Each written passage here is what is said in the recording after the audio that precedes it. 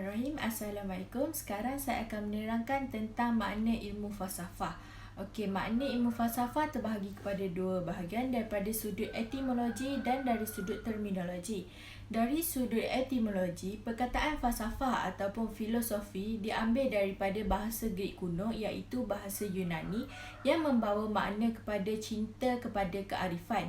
Filos membawa maksud cinta, manakala Sofia membawa maksud kebijaksanaan.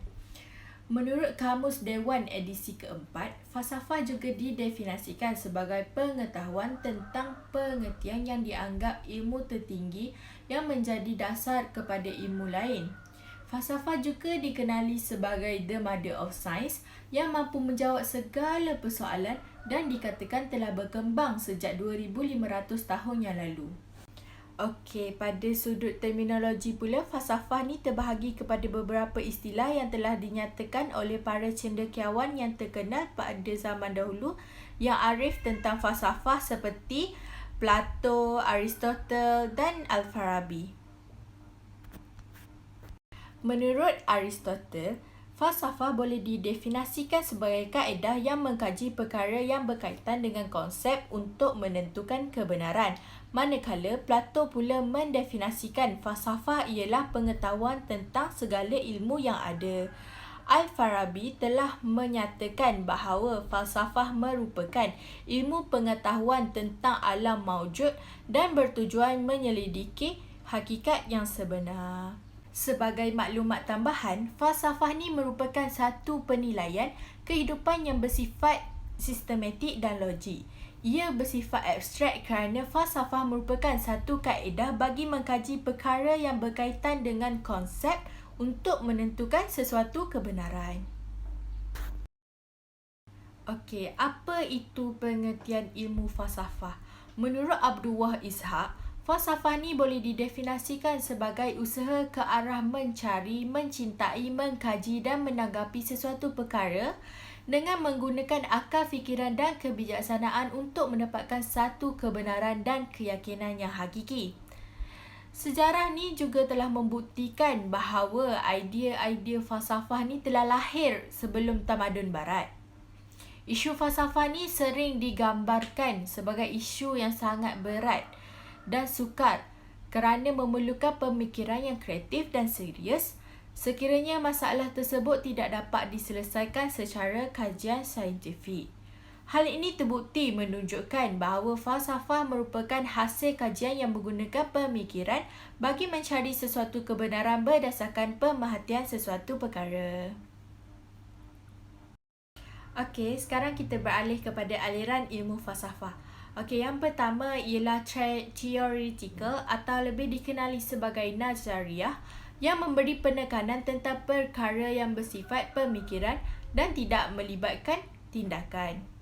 Falsafah ni merupakan falsafah yang bertujuan untuk mencari hak kebenaran berdasarkan kaedah empirikal dalam semua jenis ilmu tentang kewujudan seperti Tuhan, alam dan manusia. Sebagai contoh, falsafah Greek yang telah menyatakan bahawa dunia ini tiada pengawalan dan tiada pengakhiran. Sedangkan dalam ajaran Islam telah menyatakan bahawa hari kiamat itu wujud. Ini menunjukkan bahawa hasil jawapan yang telah dibincangkan oleh falsafah ni hanya untuk satu kepuasan dan masih tidak dapat dibuktikan kesahihannya. Maka jelaslah yang falsafah ni hanya melibatkan kepercayaan setiap agama kerana setiap falsafah mempunyai konsep mereka yang berbeza dan yang tersendiri. Falsafah praktikal. Praktikal membawa maksud berfikir secara bersungguh-sungguh serta tidak terikat oleh tradisi dan mempunyai ciri-ciri seperti sistematik, radikal dan sejagat. Skop falsafah praktikal merangkumi falsafah yang bersifat aplikasi dan praktikal, iaitu falsafah politik, falsafah ekonomi dan falsafah sosial. Falsafah baharu. Menurut pendapat Profesor Mahmud Muhammad Al-Huzaifi, Al-Khuzari, cabang-cabang ilmu falsafah baharu seperti ilmu falsafah, ilmu logik, ilmu psikologi, ilmu estetika, falsafah tabiat, falsafah sejarah dan lain-lain. Falsafah baharu yang pertama adalah falsafah teknologi. Falsafah ini mula wujud kerana kemunculan teknologi baru yang pesat selepas revolusi industri kedua yang memberi kesan besar dalam kehidupan manusia sehingga masa kini. Falsafah kedua, falsafah alam sekitar. Falsafah ini wujud kerana bumi mengalami masalah alam sekitar yang menyebabkan krisis ekologi. Yang ketiga, falsafah timur. Berlaku perdebatan sama ada falsafah timur dapat menerima falsafah barat. Falsafah tidak seharusnya disempitkan kepada faksi barat semata-mata. Assalamualaikum warahmatullahi wabarakatuh. Nama saya Aida Adira Badila Zawardi akan membentangkan tentang kategori ilmu falsafah. Ilmu falsafah terbagi kepada 3 bahagian, iaitu ontologi, epistemologi dan axiologi. Saya ditugaskan untuk membentangkan berkaitan dengan ontologi.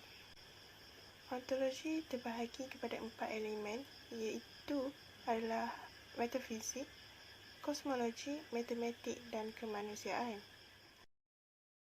Ontologi atau ia juga boleh dikenali sebagai teori kewujudan adalah mengkaji tentang sesuatu kewujudan di alam ini seperti kewujudan haiwan, kewujudan tumbuhan dan juga manusia. Ontologi merupakan salah satu kajian falsafah yang paling kuno yang berasal daripada Yunani dan ia merupakan pembentukan daripada 2 suku kata iaitu ontos yang bermaksud sesuatu yang berwujud dan logos yang bermaksud ilmu.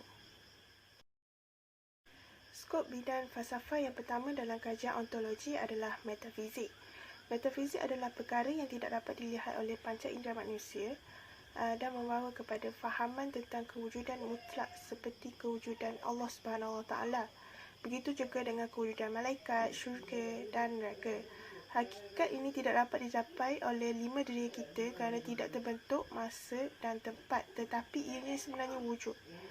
Oleh itu, falsafah ini dapat dirungkaikan melalui Al-Quran dan Hadis.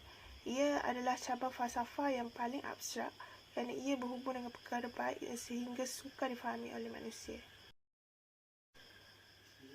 Bidang falsafah yang kedua pula adalah kosmologi. Jadi apa itu kosmologi? Kosmologi adalah bidang ilmu yang mengenai kewujudan alam semesta dan kejadian makhluk ciptaan Allah. Ianya dikaji melalui pelbagai bidang sains seperti sains tabi'i, astronomi dan sains perubatan. Seterusnya adalah bidang matematik. Seperti yang kita tahu, matematik merupakan satu bidang kajian dalam aritmetik, algebra, trigonometri dan geometri. Ilmu matematik mendapat kedudukan yang paling tinggi dalam Islam kerana dapat menyelesaikan kemaslahatan manusia dari dulu hingga kini. Ramai pemikir yang telah menyumbang idea mereka mengenai sifat-sifat matematik ini. Matematik juga dapat mencatat keseimbangan hubungan dengan Tuhan melalui kadar ukuran dan nisbah yang terbaik seperti faraid, perniagaan dan pembahagian harta.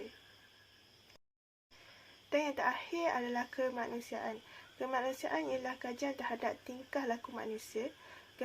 Kemanusiaan boleh dikatakan sebagai perasaan sayang, altruisme dan kecerdasan sosial biasanya merupakan kekuatan individu manakala keadilan umumnya diperluaskan kepada semua. Jadi itu sahaja daripada saya. Terima kasih. Okey, kita masuk kepada epistemologi. Epistemologi ini adalah gabungan daripada perkataan dalam bahasa Yunani, iaitu episteme dan juga logos. Episteme ini bermaksud pengetahuan, logos pula bermaksud hujah logik. Definisi epistemologi ini adalah suatu pemikiran yang mendalam dan sistematik mengenai sesuatu ilmu pengetahuan tersebut. Okey, epistemologi merupakan teori dan konsep ilmu berkaitan asas, matlamat, sumber dan ciri-ciri ilmu pengetahuan. Selain itu, epistemologi juga merupakan satu cabang falsafah yang membahaskan tentang sumber, struktur, metod dan kesahihan sesuatu pengetahuan. Okey, epistemologi ni dia menjawab persoalan seperti apa sifat ilmu itu? Apakah ilmu itu boleh dipercayai? Jika boleh, atas dasar apa? Secara ringkasnya, epistemologi ni bermaksud mengkaji teori tentang ilmu. Okay, kita tengok contoh firman Allah Subhanahu Wa Taala. Okay, seperti yang kita tahu, Al-Quran merupakan sumber ilmu yang tertinggi yang menjadi rujukan untuk orang-orang beriman. Manakala matlamat ilmu dalam Islam adalah untuk mencari kebenaran hakiki, mendekatkan diri kepada Allah dan mendapatkan keredaan Allah. Hal ini dapat dibuktikan melalui firman Allah daripada surah Al-A'raf yang bermaksud, dan sesungguhnya kami telah mendatangkan sebuah kitab, yakni Al-Quran, kepada mereka yang kami telah menjelaskannya atas dasar pengetahuan kami, menjadi petunjuk dan rahmat bagi orang-orang yang beriman. Jadi jelaslah bahawa Al-Quran ni adalah sumber ilmu tertinggi untuk menjadi rujukan kepada orang-orang beriman. Okey, aksiologi. Aksiologi ni juga berasal daripada gabungan perkataan dalam bahasa Yunani, iaitu azia dan juga logia. Azia ni bermaksud nilai, manakala logia pula bermaksud kajian atau teori. Secara terminologinya, aksiologi ni adalah penyelidikan tentang nilai yang dikaji dari pelbagai sudut, seperti pegangan kepercayaan, kebudayaan, konsep-konsep moral dan lain-lain. Dalam kata lain, aksiologi ni adalah teori tentang nilai. Okay, kita tengok firman Allah daripada surah Al-Hujarat yang bermaksud, wahai orang-orang yang beriman, jika datang kepada kamu seorang fasik membawa sesuatu berita, maka selidiklah untuk menentukan kebenarannya, supaya kamu tidak menimpakan sesuatu kaum dengan perkara yang tidak diingini, dengan sebab kejahilan kamu mengenainya, sehingga menjadikan kamu menyesali apa yang telah kamu lakukan. Jadi maksud dekat sini, kalau ada datangnya sesuatu berita tu, kita kena dah buat penyelidikan dan nilai berita tu daripada pelbagai sudut untuk mengetahui kesahihan berita tersebut, supaya tidak mendatang fitnah. Okey, aksiologi ni ada beberapa perspektif. Menurut perspektif Islam, ianya bersumberkan wahyu dan berasaskan kerangka akal. Manakala menurut perspektif Barat pula, adalah bersumber akal semata-mata, iaitu yang subjektif. Okey, aksiologi ni mencakupi 3 aspek. Yang pertama ialah logik, kedua etika dan juga estetika. Okey, kita tengok logik. Maksud logik adalah perkataan atau fikiran yang betul dan benar. Okay, dalam Islam, logik ni dikenali sebagai ilmu mantik.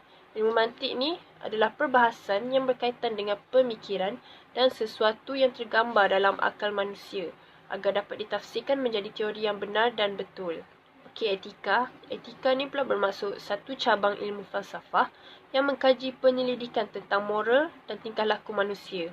Jadi etika ni merujuk kepada akhlak. Etika dan nilai diri seseorang dijadikan petunjuk ataupun menjadi garis panduan ke arah mengenali perkara baik dan buruk.